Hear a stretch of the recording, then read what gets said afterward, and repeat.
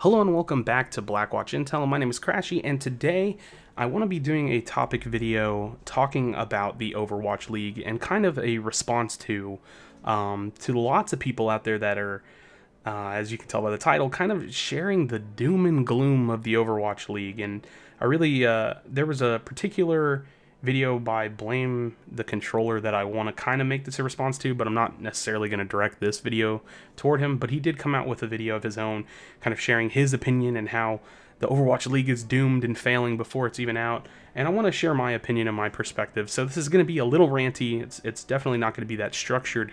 But I do just want to talk because I think one thing that's important to know is that a lot of reports are not confirmed. A lot of the information about the Overwatch League is not confirmed, and as of now, a lot of it seems to be very anecdotal, very opinionated, and very emotional from a lot of different parties that are involved in what is going to be the Overwatch League. So let's first and foremost set out a couple of things. The number one thing that I do want to say, and that I think a lot of people agree, is that the worst thing and the definite downside of the current state and the current information of the Overwatch League is hurting the players that are professional players or competitive players currently. And the reason this is definitely a fact, and the reason I think a lot of people are worried and freaking out about the Overwatch League, is because a lot of esports organizations, TSM, Complexity, Denial, etc., are now pulling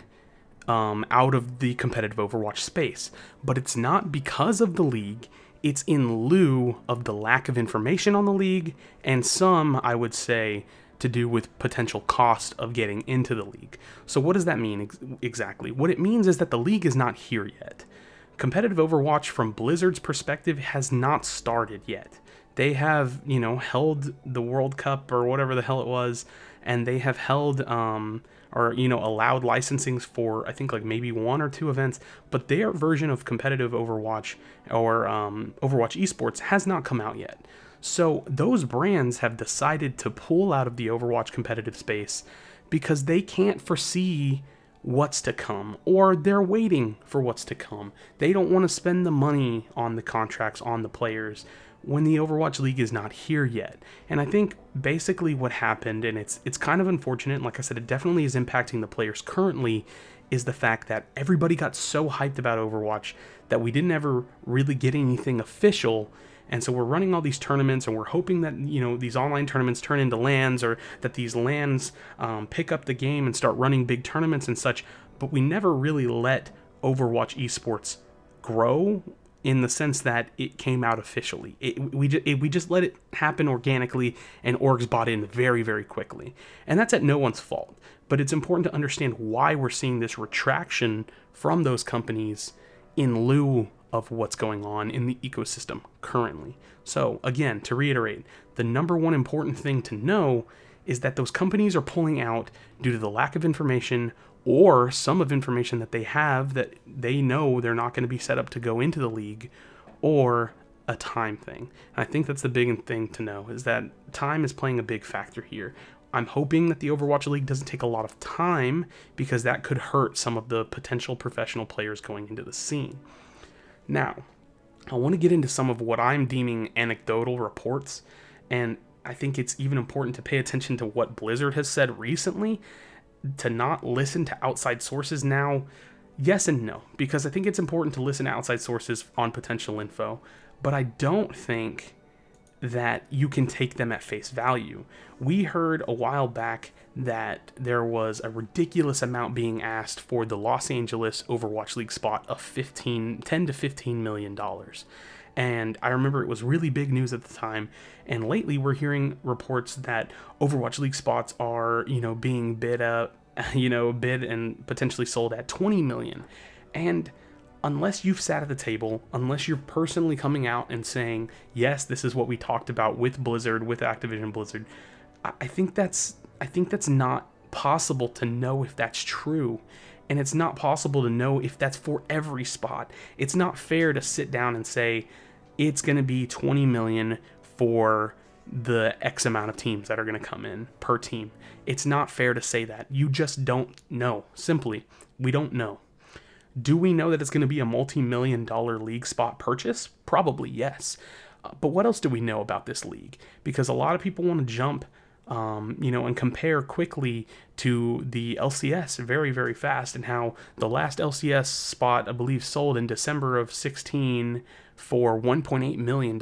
Well, that's not a city and very heavy franchised thing. There's or an esports league. There is a possibility for relegation. This league is something that's never been done in history of esports. It's a franchising league that is going to pull these brands into a long-term business plan to become very, very profitable. And that's the goal. So I can't speculate about the 2021 revenue sharing. I can't speculate about the cost of selling the league spot and giving 25% of the proceeds to Blizzard. I can't speculate about that, and I don't think many people can either. It's all anecdotal. It's all reports coming from outside sources, and it's all, he said, she said type stuff until we get an official word from Blizzard.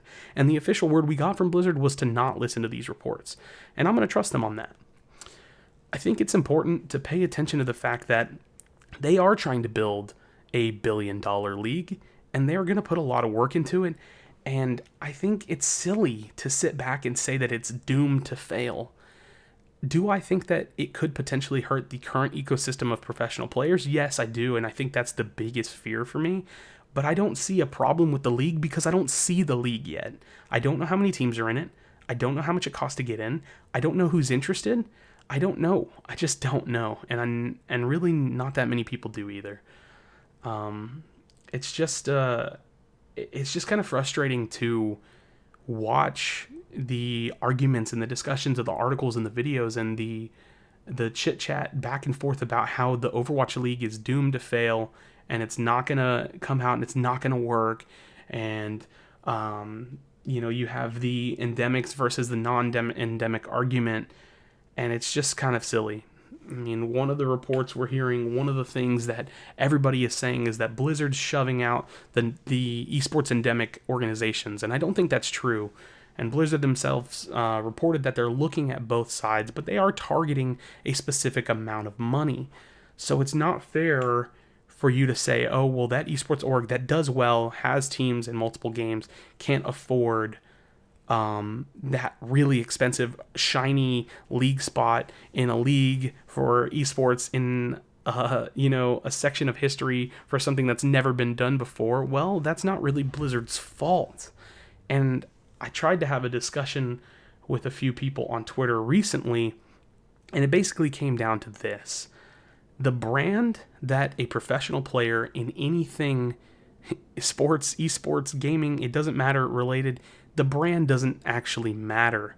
Now, a popular esports endemic brand might bring a fast-growing fan base to the league, to the team, and to the players, but they don't actually need X brand for this league. And what I mean, why I'm even saying this, is that we don't absolutely, and this is important, pay attention, we don't actually need Cloud9, we don't need TSM, we don't need Envious, we don't need these brands in the esports league. What we do need are professional players, fans to watch the professional players, a strong league and league format, and the money to support it. Now, the money to support it is important because the players have to be compensated. Usually they're compensated on contract by these organizations, but the organizations themselves, the in particular brands, they don't matter.